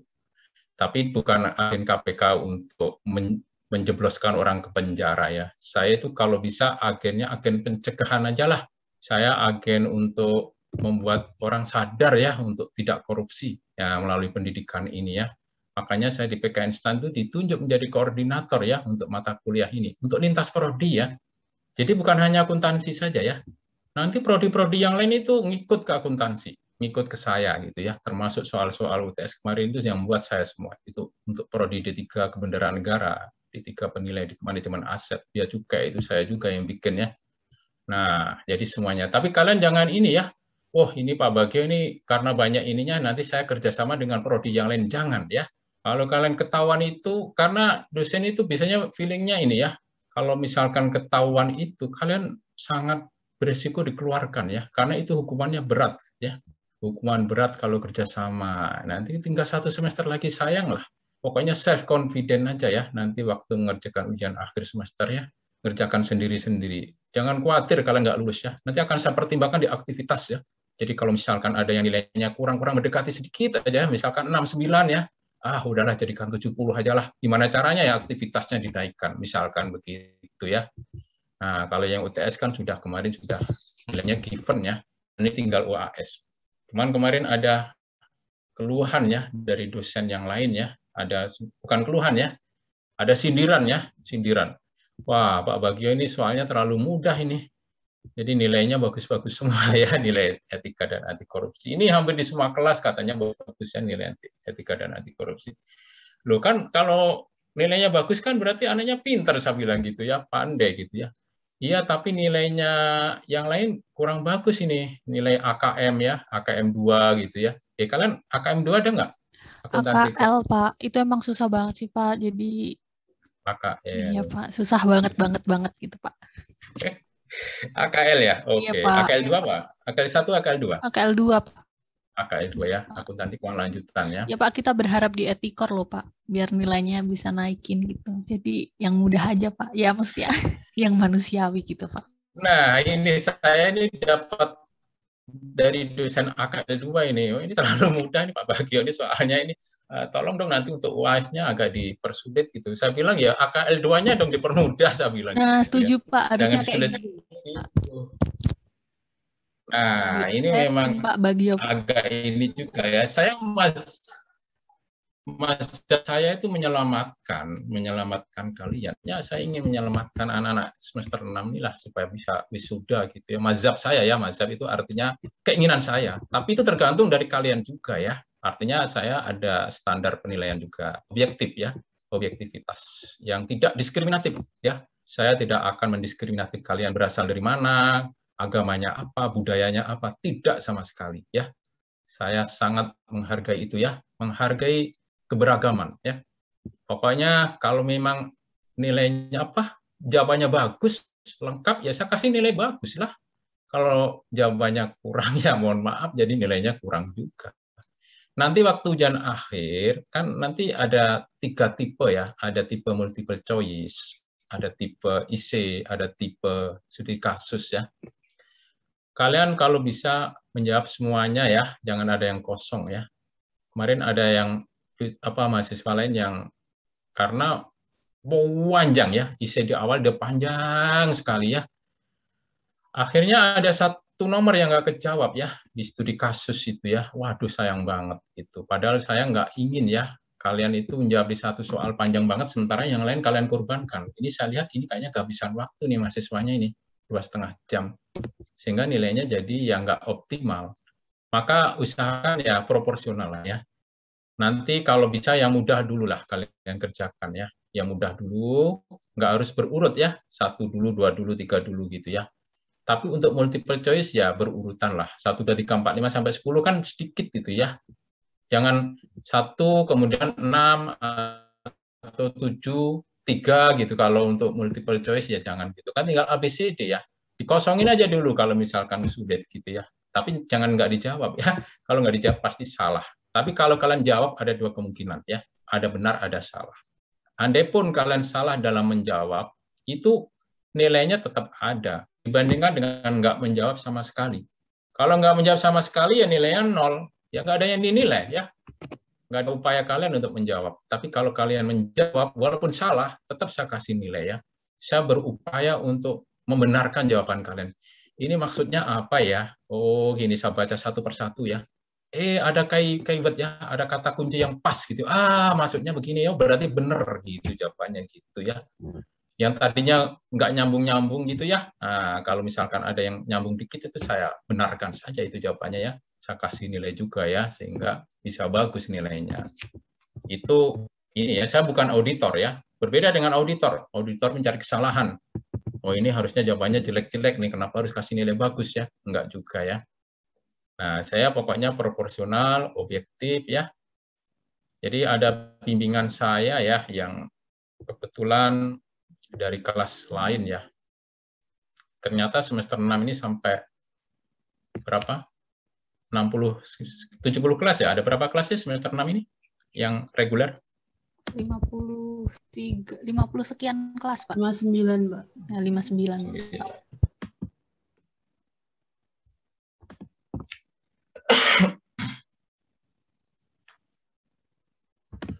Nah, dari 59 itu ada kelas 52 bimbingan PA ya. Kebetulan saya bimbingan PA-nya, itu yang nilainya kurang. Saya itu sedih ya, nilainya jelek semua kecuali etika dan anti korupsi. Nah, etika dan anti korupsinya kebetulan nilainya A- ya. Yang lain-lain nilainya D gitu ya. Aduh, nilai D kan berat banget ini. Jadi ada D, ada C, ada C lagi ya, apa D lagi. Kan cuma 4 mata kuliah ya. Ya betul nggak 4 mata kuliah ya kalian ya? Betul, Pak. Nah, saya disuruh membina ini. Wah, gimana saya membinanya ya? Ini mahasiswa bimbingan PA saya nilainya kurang ini. Harus supaya bisa selamat nanti di ujian akhir semester. Gimana caranya gitu ya? Nah, lagi saya susun strategi lah. Nanti akan saya tanya ya, ini kenapa kesulitan di AKL 2? Bukannya AKL 2 itu sangat mudah ya? Itu kan tinggal gabung-gabungkan aja ya. Itu kan antara ini ya, saya pernah belajar akuntansi keuangan lanjutan juga. Itu kan yang anak perusahaan dengan ini ya, dengan induk gitu kan? Iya, Pak, konsolidasi, Pak. Konsolidasi, gampang itu, konsolidasi itu ya. Iya, Nah, Pak. yang penting minimal balance dulu ya, balance. Kalau nggak balance pasti salah itu ya. Yang balance aja belum tentu benar ya. Nah, apalagi nggak balance ya. Nah, nanti tinggal logika di ininya aja. Kalau misalkan di induk apa ya, di anak sudah dikurangi berarti masuk ke induk. Kalau di ini kan tinggal ininya aja, gabung-gabungkan aja ya ke induk itu ya. Konsolidasi kan. Nah, kalau anak banyak, anak perusahaannya banyak, tinggal masukin aja semuanya ke induk semua ya. Gitu ya. Saya nggak tahu ininya apakah masih seperti itu atau bukan ya. Dulu saya belajar AKL itu begitu ya. Biasanya apa sih AKL 2 kalian?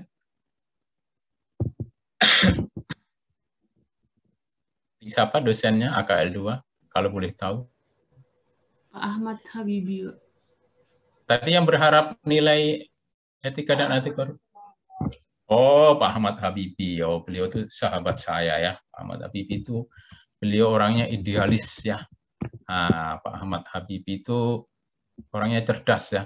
Tapi kadang-kadang begini ya. Orang cerdas itu pengennya idealis, kalian sempurna begitu ya. Kalau salah sedikit dianggap salah.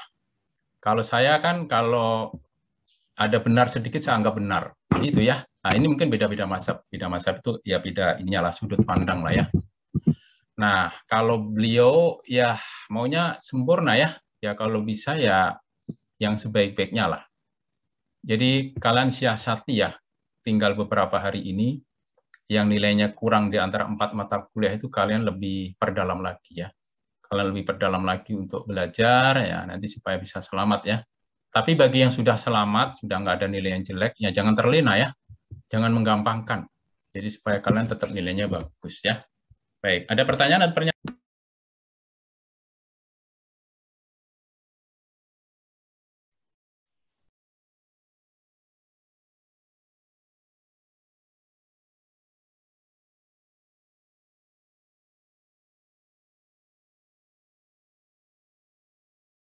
Pak, Bapak ke-mute, Pak, sepertinya. Oh ya, maaf. Gimana, Aulia? Pak, saya mau tanya, Pak. Ya. Ini menyangkut yang tadi pencucian uang tuh saya agak kepikiran, Pak. Kan pencucian uang kan termasuk membawa uang ke luar negeri. Nah, terus kan kayak selama ini ada negara-negara tertentu yang emang yang emang jadi sasaran buat menggelapkan uang atau penggelapan pajak kayak gitu. Nah, itu ada itu nggak ya, Pak, tindakan preventif dari misal negara untuk misal pengetatan uang masuk gitu, apa karena itu urusan bank di negara tersebut jadi nggak bisa ikut campur gitu, Pak? Iya, makanya ada aturan ya. Kalau kalian mau keluar negeri, bawa uang maksimal hanya diperkenankan 100 juta dirupiahkan ya. Kalau dia berupa dolar ya nanti dikurs tengahkan itu ya maksimal kalau dijumlahkan dirupiahkan ya 100 juta juga. Itu dalam bentuk tunai ya, Aulia. Cuman kan kadang-kadang ini ya, Aulia, Nur Sapitri ya. Nur Latifah ya ini ya. Oke. Iya, Pak. Ada negara-negara tertentu yang kalian pernah baca Panama Paper yang tahun 2019 kalau nggak salah ya. Pernah dengar, Pak. Tapi belum ya. Pernah dengar ya. Di situ itu di Panama Paper itu ditulis ya, ternyata ada ininya, dia menaruh asetnya para pejabat ya, pejabat Indonesia termasuk. Itu pejabat seluruh dunia sebenarnya, Panama Paper itu. Ada beberapa pejabat Indonesia menaruh uangnya di negara-negara yang ini ya, tax haven countries. Jadi negara-negara yang pajaknya itu memang di situ nol ya, atau bahkan kecil lah. Jadi kalau dia menanamkan investasi atau punya aset di situ, nah di situ itu ininya rendah. Karena gini, kalau naruh di bank, dia kan dia dapat bunga ya. Dapat bunga, kemudian kalau ini kan ada pajak ya, pajak atas bunga ya. Kalau di Indonesia, kalau nggak salah 2% ya, atau berapa ya, saya nggak tahu, ada persentasenya. Tapi kalau dia naruh uangnya di negara-negara tersebut, bunganya tuh 0,01 gitu, sedikit sekali. Makanya senang dia naruh ininya, bunganya tinggi, pajaknya kecil. Nah, seperti contoh negara Mauritania ya, Mauritania atau ada ya, Mauritania ada nggak ya? Negara-negara yang ini ya, Panama gitu ya, makanya disebut Panama Paper gitu ya. Itu negara-negara yang di situ memang ininya aman, naruh uangnya di situ. Dan negara tersebut biasanya nggak mau kerjasama dengan PPATK. Nggak mau ini ya, biarin aja. Mereka malah senang ditaruh di situ. Karena kalau uangnya masuk, cash inflow ya, uang masuk ke negara tersebut, investasi di negara tersebut akan maju secara ekonomi ya, akan diuntungkan. Nah, berbeda kalau yang cash outflow ya, dilarikan ke luar negeri. Makanya ada tax amnesty ya, salah satu kebijakan pemerintah ya kemarin ya.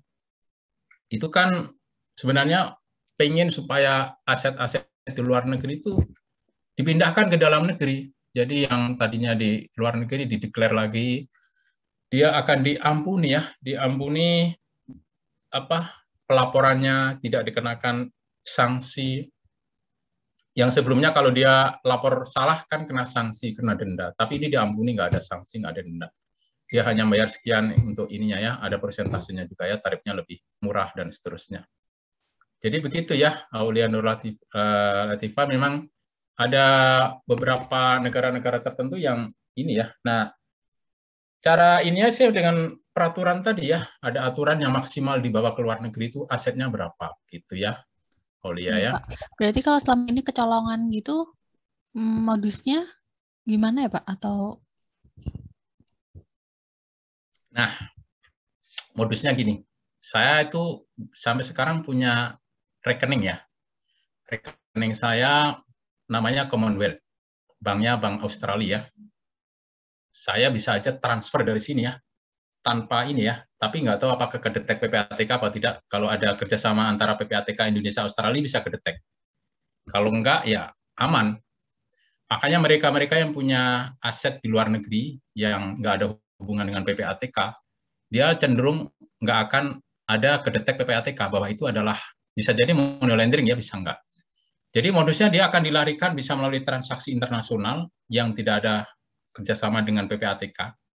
Karena kalau bank-bank luar negeri itu nggak ada hubungan dengan PPATK. PPATK itu hanya bisa transaksi dalam negeri.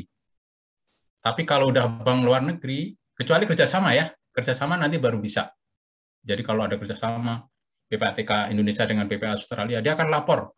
Ini ada uang atas nama Subagio, dia ngirim uang dolar yang jumlahnya misalkan ya 1 juta dolar Australia. 1 juta dolar Australia kan sama 10 miliar ya. Itu kan udah di luar kewajaran. Nah, jadi dilarikan melalui transaksi internasional seperti itu ya, Aulia ya. Oh, iya ya Pak. Atau begini, Aulia. Ada perusahaan yang listed di New York Stock Exchange ya. Kamu tahu New York itu di mana, Aulia? Di Amerika Pak. Iya. Nah, dia beli saham di sana. Orang Indonesia beli saham di New York Stock Exchange, perusahaan-perusahaan Amerika, misalkan ya, perusahaan apalah di sana yang ini ya, atau perusahaan Apple atau apa ya, yang ada di Amerika sana. Jadi sahamnya dibeli. Kalau misalkan ya Indonesia nggak ada kerjasama dengan Amerika, bisa jadi itu nggak akan kedetek ya oleh ini ya. Karena pembelian itu bisa saja ya, bisa saja akan melalui rekening ya, pemindah bukuan dari Indonesia ke Amerika. Tapi kalau banknya Bank Indonesia, Bank Mandiri, atau Bank BNI, ya pasti kedetek gitu ya. Tapi dia pasti punya rekening Bank Amerika ya, yang ada di sana. Yang bisa jadi itu tidak ada hubungan sama dengan PPATK ya. Jadi begitu ya, Aulia ya. Jadi bisa melalui saham atau dipindah tangankan rekeningnya ditaruh di luar negeri ya, atau membawa tunai ya. Kalau tunai kedetek juga nanti waktu di bandara ya. Waktu saya pulang dari Australia itu harus mendeklar ya, apakah ada uang yang dibawa dari Australia yang jumlahnya lebih dari 100 juta rupiah kalau dikurskan ya. Nah, saya harus mendeklar ya. Wah, kalau lebih harus ditahan dulu oleh bea cukai ya. Jadi saya itu kalau bea cukai kebanyakan lulusan STAN ya, lulusan STAN. Jadi saya sempat ini juga ya di bea cukai Bandara Soekarno-Hatta ya, ditahan karena saya bawa barang bawaan ya dari Australia. Di scan itu banyak sekali ya, saya bawa alat elektronik ya, bawa laptop segala gitu. Ini dari mana Pak? Sebagian ini dari Australia Pak. Oh iya ya, ini ya Pak. Saya lagi tugas belajar dan sekarang udah pulang, udah selesai. Selesai kan barang bawaannya banyak ya. Sebagian sih saya kirim lewat ekspedisi ya. Tapi kalau yang penting-penting kayak laptop, kayak ini kan harus saya bawa sendiri. Jadi nggak bisa saya kirim ya. Yang kirim itu yang bisa dilempar-lempar gitu ya. Nah, ada satu ini yang saya beli dari Australia itu ini ya, berupa jam tangan dan seterusnya. Nanti ini dijual nggak Pak? Oh nggak, kalau dipakai sendiri. Jadi harus mendeklar ya berapa jumlahnya. Kalau 1-2 ya wajar lah. Tapi kalau di situ banyak harus dideklar ya ininya apa. Termasuk uang ya. Bapak uangnya berapa dari Australia? Oh, cuma 9.000. Oh, masih di bawah 10 juta, bawah 100 juta ya Pak ya, 90 juta ya. Memang sengaja ya, saya nggak lebih dari 10.000. Kalau 10.000 nanti kena ya saya ya, makanya saya bawa uangnya juga ini ya. Jadi ternyata di X-ray itu kena ya, ada ininya ya, barang-barang yang kita bawa itu diperiksa dulu ya oleh teman-teman bea cukai ya. Terus akhirnya ya saya ini aja ngaku aja saya di KPK, saya dulu alumni STAN. Oh Bapak ini alumni STAN ya, saya juga dari STAN Pak. Ini Pak ya sudah Pak silahkan Pak, intinya dipermudah begitu ya sama teman-teman. Jadi nggak ada ininya. Jadi pengalaman ya.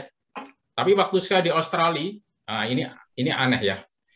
Saya tiba di Bandara Sydney. Sedikit lagi ya, nggak apa-apa ya, masih jam 13.10. Saya minta waktu 5 menit lagi ya. Saya tiba di Bandara Sydney. Kebetulan saya bawa ini ya, makanan khas Indonesia. Saya lupa nggak saya buang ya.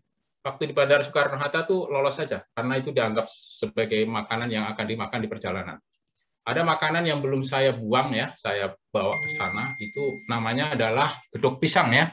Gedok pisang itu makanan khas dari Kediri ya. Terus kemudian saya bawa salak ya. Kadang-kadang saya kalau mules, kalau sakit perut tuh bukan makan obat ya, saya makannya salak. Salaknya kebetulan saya bawa ke sana ya. Diendus ya oleh anjing pelacak. Jadi tas saya itu sama anjing pelacak itu langsung diambil sama petugas, diambil ya. Terus habis itu saya masuk ke area merah. Area merah itu yang harus ini ya. Wah, yang punya tas ini mohon mengambil di tempat itu ya. Diperiksalah itu di situ ya. Nah, diperiksa ada makanan-makanan itu. Wah, ya lupa saya. Kok nggak saya buang ya? Jadi ternyata nggak boleh ya. Nggak boleh bawa makanan dari Indonesia yang sifatnya basah gitu ya, termasuk yang buah tadi ya. Kalau salak nggak boleh juga, akhirnya dibuang semua ya. Jadi gedok pisang dibuang. Saya kalau nggak salah bawa tahu takwa ya, tahu takwa itu tahu yang dari Kediri khas itu ya. Kalau ini kan tahu Sumedang misalkan gitu ya. Itu juga dibuang.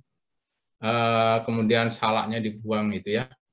Nah itu kok saya juga heran sampai anjingnya tuh bisa mengendus itu ya, makanan-makanan yang saya bawa itu ya.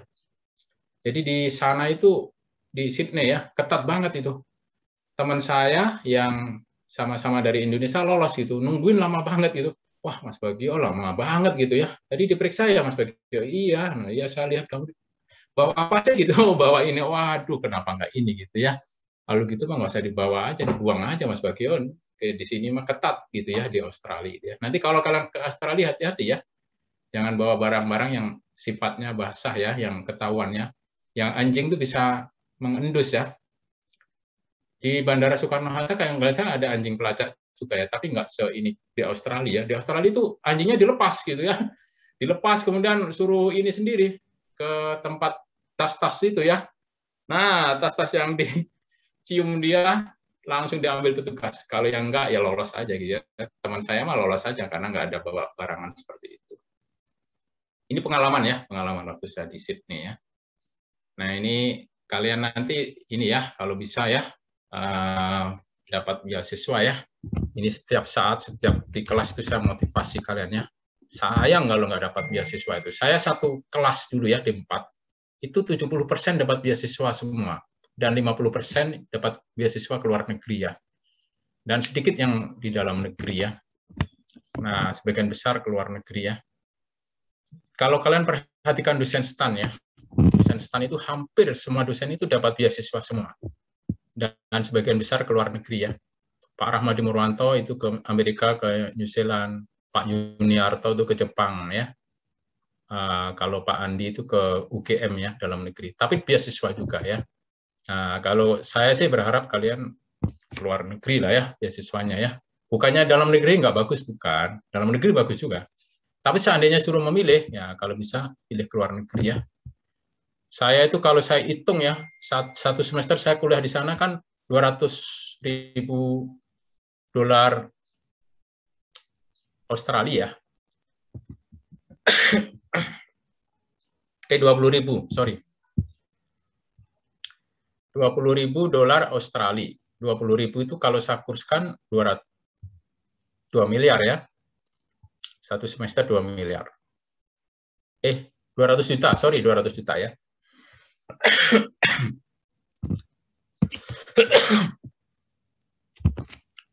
Nah, 200 juta kali 4 ya. 800 juta itu. Itu kalau bayar sendiri kan nggak mampu ya kaliannya. Makanya dibayar oleh pemerintah Australia sehingga saya dapat beasiswa itu, dan kalau dijumlah 1 miliar lebih ya. Keuntungannya banyak lah intinya kalau kalian dapat beasiswa ya. Baik, itu saja ya yang saya bisa sampaikan di hari ini. Tolong dipelajari ya di LMS. Oh ya, untuk hari Kamis besok, apakah kalian mau kuis apa tidak? Kevin, gimana?